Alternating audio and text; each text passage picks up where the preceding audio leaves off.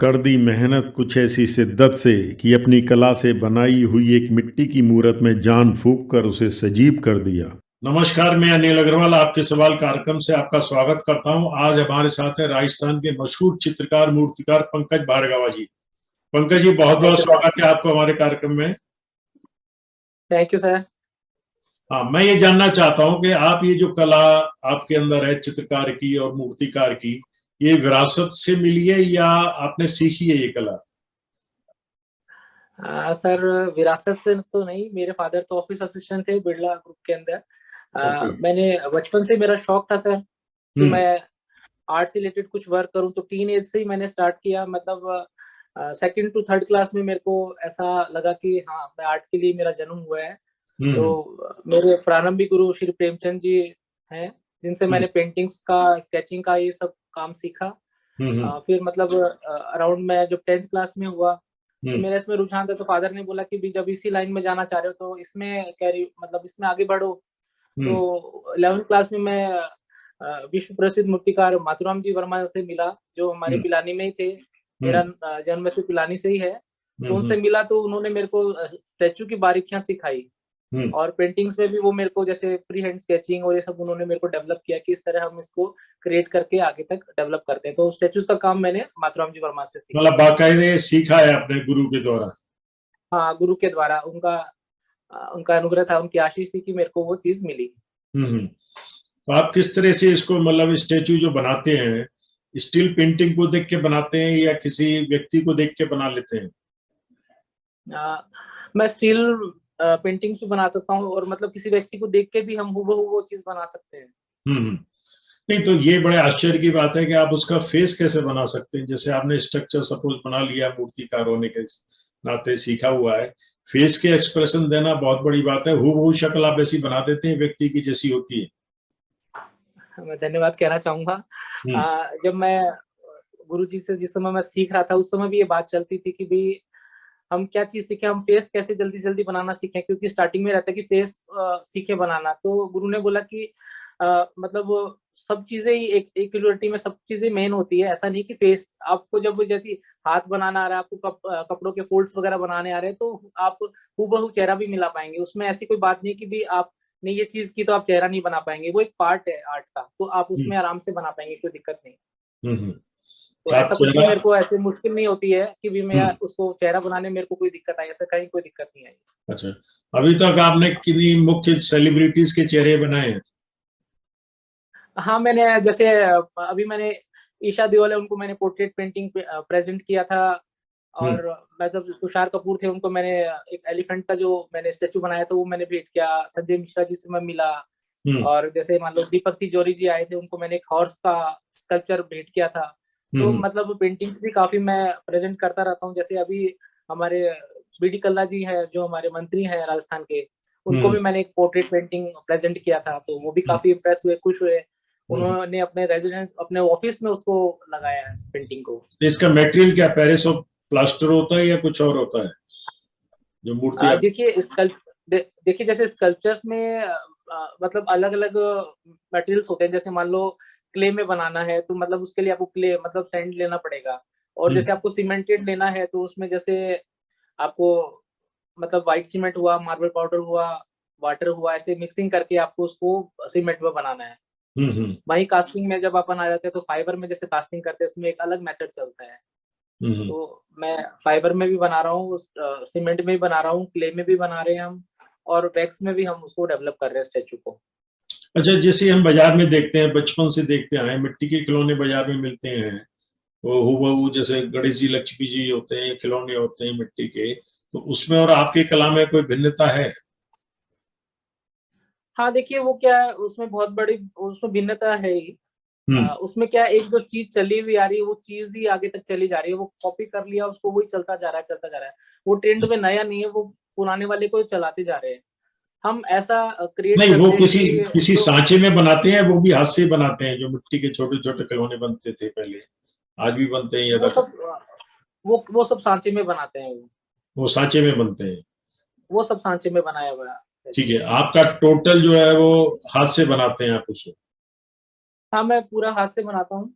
और creative mind रहता है, जो क्लाइंट चाहता है वैसे ही हम उसको चीज बना के देते हैं। तो ये आपने जैसे वैक्स का आप सोच रहे हैं, तो वैक्स का शुरुआत की है आपने या अभी करेंगे? हाँ, वैक्स का शुरुआत मैंने 2004 में किया था। मैंने अमेरिकन कंपनी हाईलैंड हाउस में मैंने मंडावा में मेरा जॉब किया हुआ है, तो वहाँ पे मैं सुपरवाइजर था। तो वहाँ पे हमने ये फाइबर मतलब ये जो वैक्स कार्विंग वाला काम मैंने वहीं स्टार्ट किया था। वहाँ पे हमने काफी स्कल्पचर्स फाइबर में ही बनाए थे। तो ये 100% वैक्स होता है? ये 100% वैक्स होता है।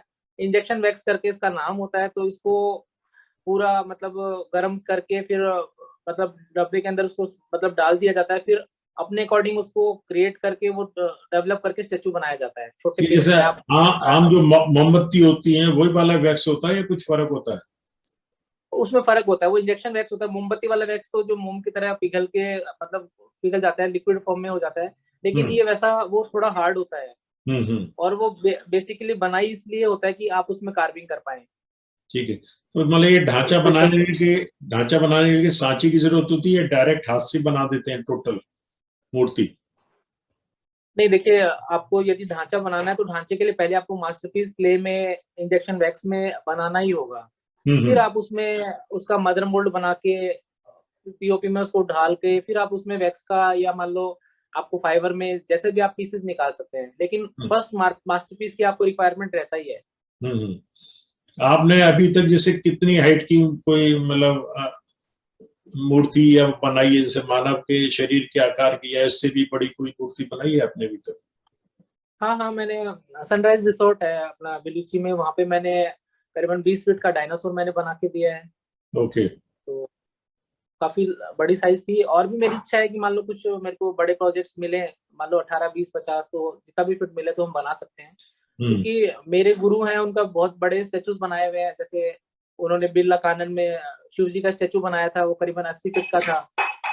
और अभी भी वो बड़े बड़े स्टेचूज बना रहे हैं मेरे गुरु। तो अभी आप इस ट्रेड में पूरी तरह से कॉमर्शियली आ चुके हैं, मतलब इसको अपना जो भी कला है इसको मूर्ति बना के बेचते भी हैं? हाँ, मेरा एक शौक था, उसको मैंने कमर्शियल में उसको ले आया। और मेरी इच्छा है कि मैं जब तक हूँ तब तक मैं मेरा आर्ट में ही लगा रहूं। एक गुरु ने कहा है कि भी एक ज्योति है उसको बुझने ना देना। तो वो ज्योति मैं हमेशा रखता हूँ कि वो ज्योति मेरे में जली रहे और मैं आर्ट के क्षेत्र में कार्य करता चला जाऊँ।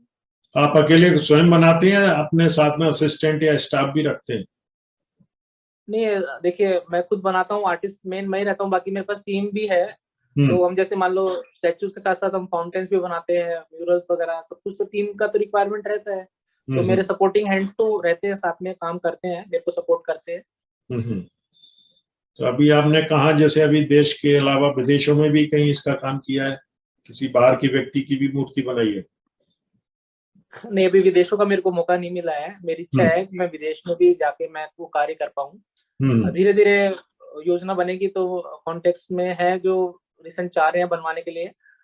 आगे मैं जुड़ूंगा, विदेशों से भी मेरा धीरे धीरे संपर्क बन रहा है। तो चाहूंगा मैं बाहर के लिए भी काम करूँ। तो आपके जैसे काम करने वाले और भी हैं कंपटीशन में, या आप मोनोपोली मानते हैं अपनी? देखिए, आर्टिस्ट के लिए कंपटीशन नहीं होता है, एक आर्ट का फील्ड होता है। तो जिसको मेरा आर्ट पसंद है वो मेरे से ही काम करवाएगा। वो मेरे लिए वेट करेंगे 1 महीने, 2 महीने, साल भर वो मेरा वेट करेंगे। उनका मेरे पे विश्वास है, वो मेरे से ही काम करवाएंगे। तो अलग अलग आर्टिस्ट का एक फील्ड होता है, जिसको जहाँ आर्टिस्ट सूट करता है, जिससे बनवाना है वो उनसे ही बनाता है। तो मैं इसमें कंपटीशन नहीं मानता हूँ। आगे इसका क्या फ्यूचर मानते हैं, मतलब आप जैसे कॉमर्शियली आपने जैसे इस काम को कर लिया है, तो आगे फ्यूचर है इसका, बढ़ेगा? नहीं, देखिए, आर्ट का फ्यूचर तो हमेशा ही रहेगा। आर्ट में आप कहीं पे भी देख लीजिए, आर्ट एक ऐसी चीज है जो दिन प्रतिदिन डिमांड में रहेगी और हमेशा इसकी नीड रहेगी। अच्छा, जैसे आर्ट तो मैं नहीं मानता। इंटीरियर डेकोरेटर होते हैं अपने अच्छे घरों में या लग्जरी घरों में, उसमें भी आप ये पेंटिंग वगैरह दीवारों पे बना सकते हैं? हाँ, हम बनाते हैं ना। जैसे आर्किटेक्ट्स वगैरह से मेरा कांटेक्ट रहता है, जिनसे मैं मिलता हूँ। कुछ ऐसा सुटेबल कोई वॉल होती है तो वो हमसे कनेक्ट करते हैं कि भी इस तरह का हम चाहते हैं, पार्टीज की ये डिमांड। तो इसमें हम क्या क्रिएटिविटी करेंगे पंकज जी, वो अच्छा लगे। तो मैं उनके अकॉर्डिंग कुछ सब्जेक्ट्स होते हैं तो पार्टी से मीटिंग करके हम उनको सजेस्ट करते हैं। सजेस्ट करके जो उनको पसंद आता है वो एज सब्जेक्ट हम उनको बना के देते हैं। और आगे मतलब अप्रिशिएट करते हैं। आगे इसमें और क्या क्रिएटिविटी हो सकती है, क्या चीज एड ऑन हो सकती है इस चीज को और कला को और बढ़ाने के लिए, पेंटिंग या मूर्ति के देखिए इसमें अलावा? पेंटिंग्स मूर्ति के अलावा देखिए अपन इसमें ऐसा देख सकते हैं कि एजुकेशन में भी इसको जोड़ा जाए। ठीक है। एक अपन इसको रोजगार के अवसर में भी देखा जा सकता है, क्योंकि आर्टिस्ट है, मतलब देखिए इंजीनियर साइंटिस्ट और ये सब बनते हैं, लेकिन हम्म अब धीरे धीरे वो भी एक स्थिरता आ गई कि इतना उनमें डिमांड नहीं है।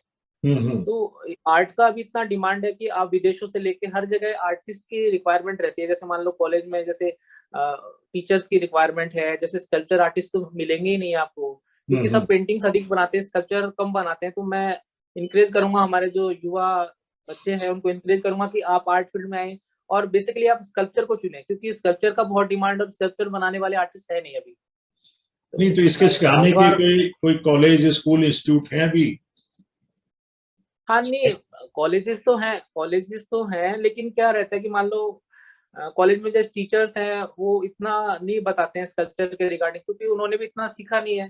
तो हम्म सब अधिकतर पेंटिंग्स वगैरह में ही रहते हैं। तो मान लो एक आर्टिस्ट का या एक मतलब एक गुरु का मिलना बहुत जरूरी है। जैसे मान लो मेरे को माधुराम जी गुरु मिले, तो उनसे मैंने सीखा स्कल्पचर कैसे बनाते हैं। तो एक यूनिवर्सिटी में या मान लो एक कॉलेज में हम जाएं तो वहां पे वो हमको शिक्षा मिलती नहीं है, तो हम उसमें आगे आगे नहीं आ पाते हैं।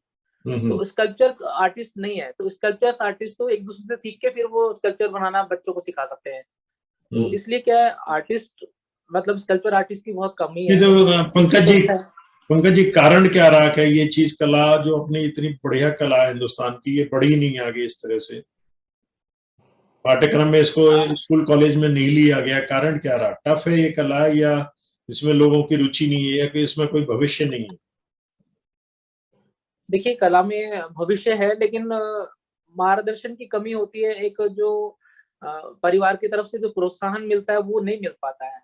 हम्म मतलब घर परिवार को, फादर को ऐसे लगता है कि हाँ यार इंजीनियर बनेगा तो इसको मान लो अच्छा पैकेज मिलेगा, अभी इसको डिमांड होगी। तो कला के क्षेत्र में भी अच्छा है, लेकिन वो उससे अवेयरनेस की कमी है, इस कारण से वो बच्चों को आर्ट फील्ड से नहीं जोड़ते हैं।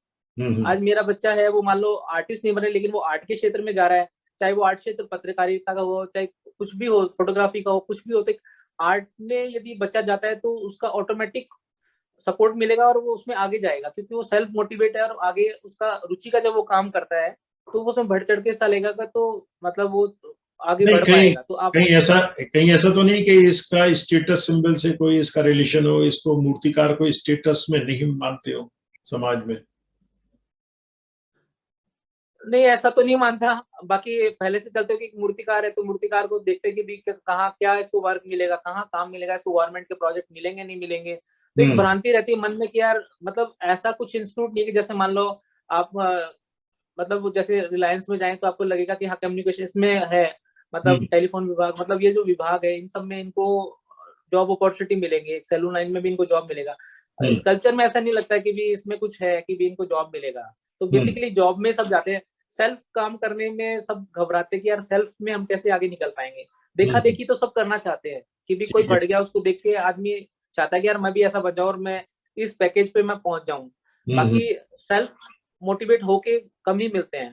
तो मैं चाहूंगा कि हाँ हम एक अच्छा, मेरे गुरु ने एक बहुत एक अच्छा मुकाम पाया स्कल्पचर में, उन्होंने एक अच्छा नाम फेम पाया। मॉरिशस से लेके विदेशों में सब जगह उनके स्टेचूज लगे हैं। तो हम्म। मतलब वो एक आइडियल है कि उनको एक मान सकते हैं, जैसे राम सुतार जी हैं जैसे, तो उनको भी मान सकते हैं कि हाँ यार उन्होंने कुछ क्रिएटिव कुछ अलग करके काम किया। आज उनका नाम है। अब आप देखिए मतलब जो स्टेचूज बन रहे हैं, मतलब जो मोदी जी ने भी कितना बड़ा बड़ा स्टेचूज आप देखिए बन रहे हैं, तो बनवा ही रहे हैं। तो आप देखिए वो नहीं, अपॉर्चुनिटी आपको भी मिल सकती है। एक पंकज जी, जैसे वो मार्बल को काट के छेनी हथौड़े से जो स्टेचू बनता है, जो आप बनाते हैं हाथ से, उसमें तो काफी अंतर है ना? हाँ मैं वो नहीं करता हूँ, मतलब स्टोन कार्विंग का काम हम नहीं करते हैं, हम उस फील्ड में नहीं है।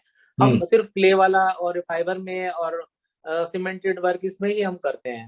हम्म हालांकि काफी मार्बल में भी करते हैं, काफी जयपुर में मार्बल का काम काफी होता है, हम्म लेकिन वो मेरे को एक कॉपी वर्क ही लगता है, उसमें खुद का क्रिएटिविटी नहीं है। हम्म तो मेरा मेनली क्या रहा कि भी हम क्रिएटिविटी कुछ ऐसा करें जो मान लो घरों में भी जैसे हम रिलीफ का काम करते हैं भी, मतलब वॉल हुई जैसे 10 बाय 10 फीट की एक वॉल है, तो हम्म मतलब उसको डेवलप डेवलप किया, उसमें इतना बड़ा पत्थर नहीं लग पाएगा। हम्म यदि पत्थर लगेगा तो उसमें जोड़ आएगा। अभी मैंने क्लाइंट के किया तो उन्होंने यही बोला, पंकज जी स्टोन में बनता है लेकिन स्टोन में इतना उभार नहीं आ सकता और पत्थर में जोड़ आ जाता है तो इतना अच्छा भी नहीं लगता है। सीमेंटेड में अपन जाते हैं, फाइबर में जब आते हैं तो वो उसमें जोड़ नहीं दिखाई देता, तो इसलिए काफी क्लाइंट उसको अप्रिशिएट करते हैं और मतलब बनवा रहे हैं काफी। मैंने जयपुर में काफी घरों में, मैंने बड़े फैमिलीज में मैंने काम किया है। अच्छा, इस कला को प्रोत्साहन करने के लिए आप क्या एफर्ट कर रहे हैं? कला को प्रोत्साहन करने के लिए मैं, जैसे मेरा यूट्यूब पे वीडियोस वगैरह भी मैं शेयर करता हूँ। कुछ मेरे पास कॉल आते हैं, सर आपने क्या मटेरियल यूज किया, हम किस तरह से इसको क्रिएट करें कि और अच्छा आगे बढ़े, तो मैं उनको वो नॉलेज भी देता हूँ। थोड़ा फ्री हुआ तो मेरी इच्छा है कि मैं बच्चों को क्लासेस भी दे पाऊँ, उनको इस बारे में बता पाऊँ कि किस तरह इसका आर्मेचर बनाया जाता है, फिर कैसे फर्स्ट सीमेंट में इसको आरसीसी में किया, फिर फाइनल फिनिशिंग, फिर कलर कैसे कैसे शैडो देना है, वो सब मैं उनको, मेरी इच्छा है मैं बच्चों को भी इसमें बताऊं। नहीं तो क्या जरूरी नहीं है कि यूनिवर्सिटी में या कॉलेज लेवल पाठ्यक्रम में इसको कुछ शामिल किया जाए, इसको हाँ सब्जेक्ट? नहीं, मैं राजस्थान गवर्नमेंट को, सेंट्रल गवर्नमेंट को बोलता हूँ कि जो आर्ट से रिलेटेड जो है इनको मतलब एक पाठ्यक्रम में डालना चाहिए, ताकि अवेयरनेस आए, बच्चा इसको भी सीखने के लिए उसका मन हो कि हाँ एक सब्जेक्ट है, हम इसको समझें। यदि उसकी रुचि होती तो आगे बढ़ जाएगा वो, उसको अलग से उसके लिए टीचर तलाशने की जरूरत नहीं है। टीचर्स मिलेंगे और उसको एजुकेशन मिलेगा तो जरूर वो इस फील्ड में आगे बढ़ेगा। शुरुआत आप अपना आप इंस्टीट्यूट देखिए, खोल के कर सकते हैं कि अपना इंस्टीट्यूट खोलना इस तरह का जिसमें स्टूडेंट को एडमिशन दें, उनको पारंगत करें, फिर वो प्रोफेशनली इस काम को कमर्शियली करें, कमाएं। तो इस कला को आप शुरुआत से बढ़ा सकते हैं अगर आप इसको ऐसा सोचते हैं तो। नहीं मेरी इच्छा तो है कि मैं करीबन 4 to 5 years बाद ऐसा कुछ एक कॉलेज का या ऐसा कुछ, मेरा इच्छा है कि मैं कॉलेज के थ्रू या अपना एक पर्सनल कुछ इंस्टीट्यूट खोलूं जिसमें बच्चों को मैं इस बारे में सिखा पाऊं। इच्छा है मेरी ये वाली, अब आपको वो कब पूरी होती है। आपको पुरस्कारों के रूप में भी मुख्यमंत्री जी ने और सम्मानित किया है, तो उसके बाद कैसा आपको लगता है कि कला का जो स्तर है वो तो काफी बड़ा है, इसमें फ्यूचर भी काफी हो सकता है, तो क्यों ना इस कला को बढ़ाया जाए? लोगों की अभी अछूती है कला, लोगों से पसंद तो सब करते हैं पर बच्चों को सिखाना कोई नहीं चाहता। हाँ वही बात है, मैंने देखा है कि भी बच्चे ऐसे मतलब शौक के तौर पे तो स्केच बनाया, लेकिन उसको कमर्शियली उसको अपना एक हॉबी बना के उसको कमर्शियल मतलब एक आगे रूटीन में उसको लाइफ में लेना एक बहुत बड़ी बात होती है कि भी हम इस रास्ते जाएंगे तो हमको इनकम सोर्स जनरेट होगा नहीं होगा, वो बच्चों को रहता है। तो मैं बच्चों को बोलना चाहूंगा कि आपको जो भी फील्ड चॉइस करना है, चाहे वो आर्ट फील्ड हो या वो फोटोग्राफी फील्ड हो या जो भी फील्ड है, तो आप उसमें अच्छा करेंगे तो जरूर आप आगे जाएंगे। जैसे वो आपने मुख्यमंत्री जी के लिए बोला, तो अशोक जी गहलोत जी से मैं 2 अक्टूबर को मिला था। गांधी जयंती पे मैंने उनको गांधी जी का एक स्टेचू मैंने बनाया था, वो मैंने उनको भेंट किया। वो काफी खुश हुए और वो काफी गांधी जी को, काफी गहलोत जी काफी गांधी जी को पसंद करते हैं और मैं भी पसंद करता हूँ। मैंने बनाया था कि भी मैं 2 अक्टूबर को प्रेजेंट कर पाऊँ, मेरे को मौका मिला, मैंने प्रेजेंट किया, तो वो काफी खुश और मिलने के लिए भी बोले हैं। और आगे देखता हूँ कुछ ऐसा बड़ा कुछ स्टैचू का गवर्नमेंट के लिए, मैं राजस्थान गवर्नमेंट के लिए भी कुछ काम कर पाऊँ, तो मेरे उसमें रुचि है कि मैं कुछ हमारे राजस्थान के लिए भी करूँ। बहुत ये अच्छा। मेरी इच्छा है। अब आपका क्या ड्रीम हो सकता है इन फ्यूचर? डील तो देखिए यही है कि भी मैं आर्ट के क्षेत्र में बच्चों को और आगे लेके जाऊं और उनको प्रोत्साहित करूं। मैं क्या गाइड कर सकता हूं, जैसे मेरे गुरु ने मेरे को गाइडेंस दिया, उन्होंने मेरे को बताया कि किस तरह से आर्ट अपन कर सकते हैं। ऐसा कोई बात नहीं कि अपन वो चीज नहीं बना सकते जो और दूसरा बना रहा है, हम उसको कैसे क्रिएट करके आगे तक एक ब्यूटीफुली उसको कैसे मतलब उसको डेवलप करके आगे बढ़ा सकते हैं। हमारे तो चैनल के माध्यम से जो पेरेंट्स देख रहे हो अपने बच्चों को ये चीज नहीं सिखाते हैं, सिखाना चाहें, तो उनके लिए आप क्या टिप्स देना चाहेंगे?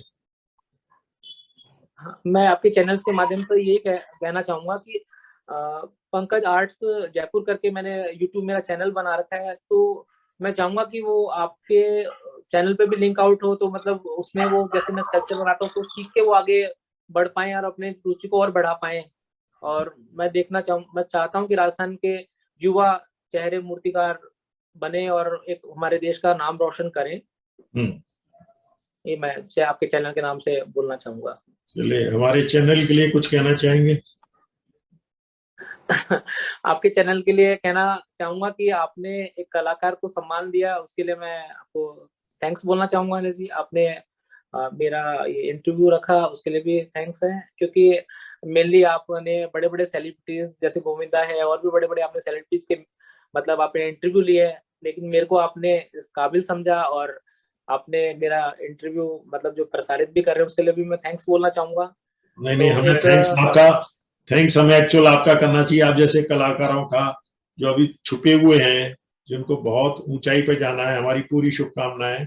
आप जितना चाहते हैं उससे ज्यादा ऊंचाई पर पहुंचे, और अभी तो आप देश में हैं, विदेशों में भी आपका नाम रोशन हो, यही हमारी कामना है। और इसी के साथ थैंक यू आपका बहुत बहुत धन्यवाद, शुभकामनाएं सही। ठीक। Thank you sir.